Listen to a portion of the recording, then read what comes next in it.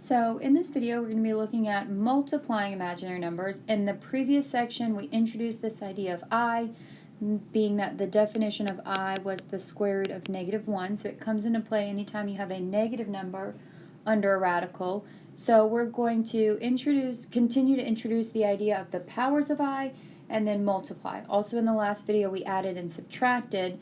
Now in this video, we are going to be exclusively multiplying.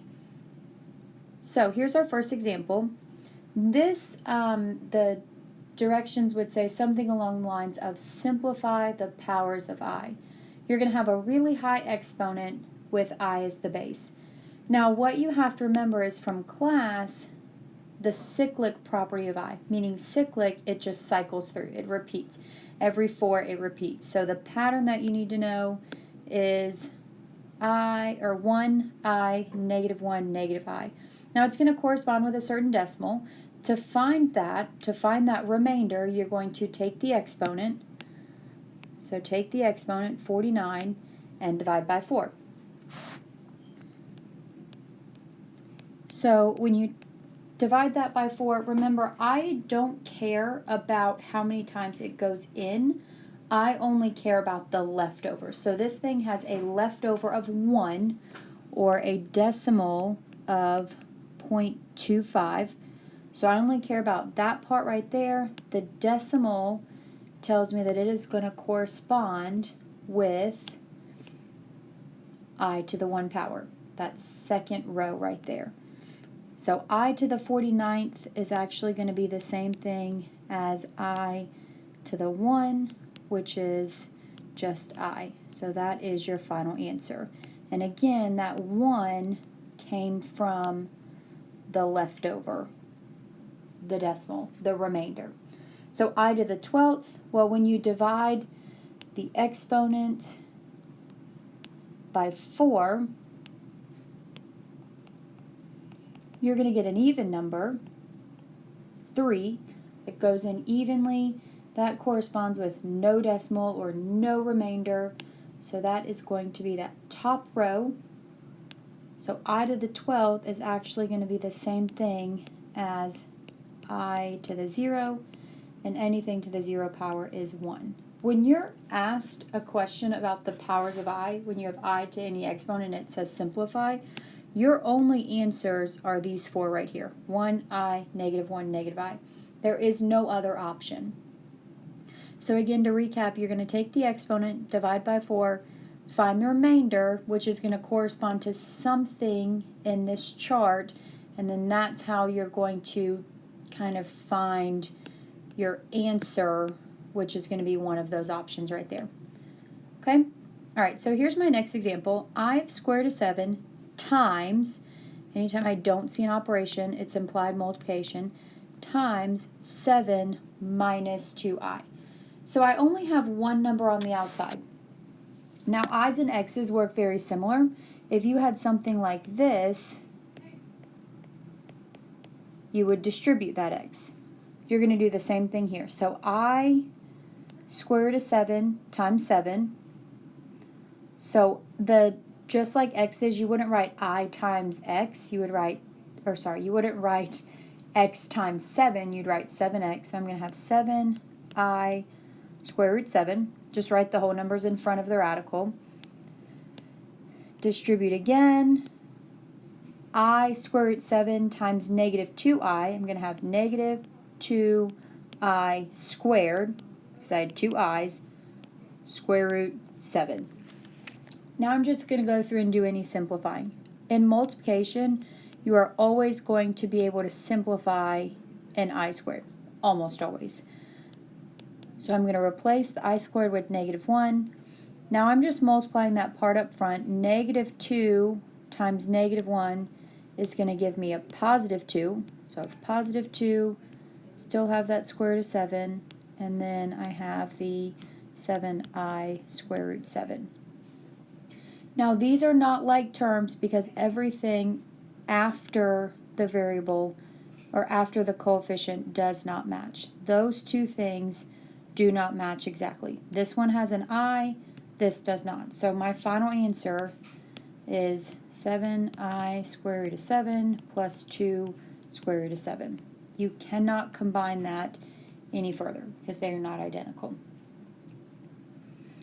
All right, my next example, square root of 5 times 5i, or sorry, square root of 5 plus 5i times, I don't see an operation, square root of 5 minus 8i. So if you remember back to Math 101, whenever you have a binomial times a binomial that you are going to FOIL. So first, square root of 5 times the square root of 5. I'm just going to write that down, and then we'll talk about it in a second. Outer square root of 5 times negative 8i. So I'm going to have negative 8i square root 5. Just write the radical in the back. That's your outer. Inner 5i times square root of 5. Have 5i square root of 5. And then last, 5i times negative 8i, negative 40i squared. So there is just the FOILing part, first, outer, inner, last. Now I'm going to go through and start simplifying. So I like to do the I squared first because to me it's easier. So I squared is the same thing as negative 1. Now I have negative 40 times negative 1.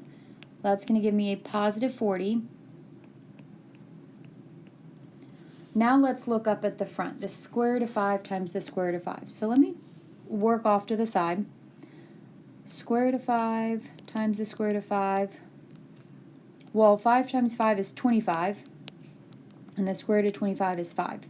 That's always going to be true. If you have the square root of a number times the square root of the same number, it's always going to be the number inside. You can kind of think about it as the square roots canceling out, if you will. Okay, so the square root of 5 times the square root of 5 just gives me 5. Now this inner part, these are actually like terms because I have I square root 5, I square root 5. So all I'm going to do is combine the numbers in front. Well, what's negative 8 plus 5? That's going to give me negative 3, and then I square root 5.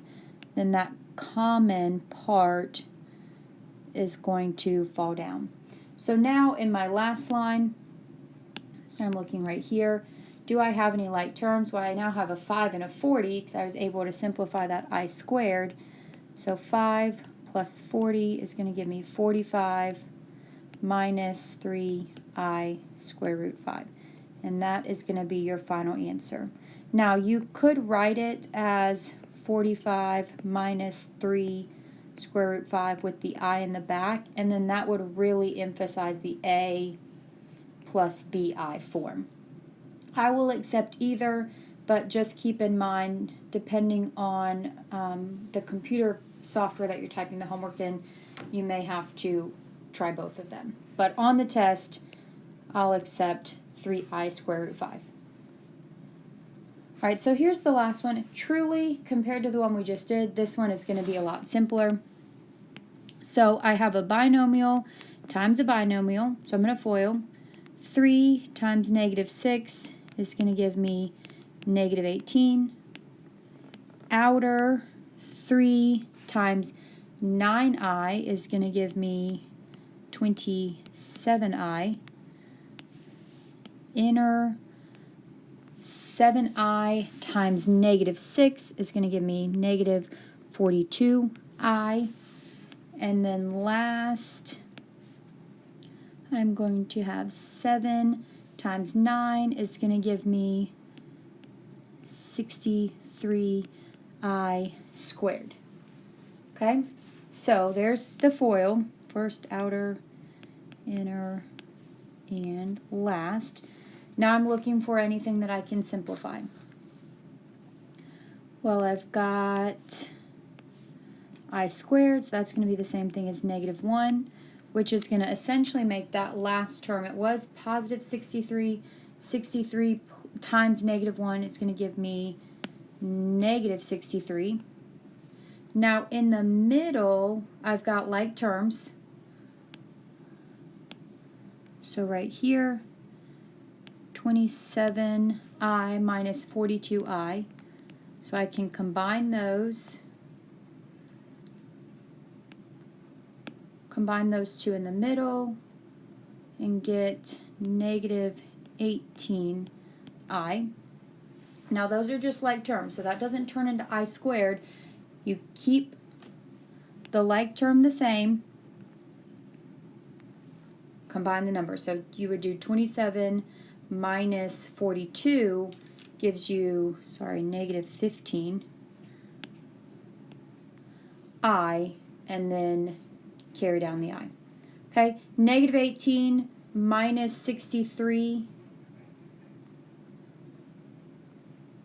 is going to give me 81. So when I combine those like terms, I'll have 81, negative 81 minus 15i is your final answer.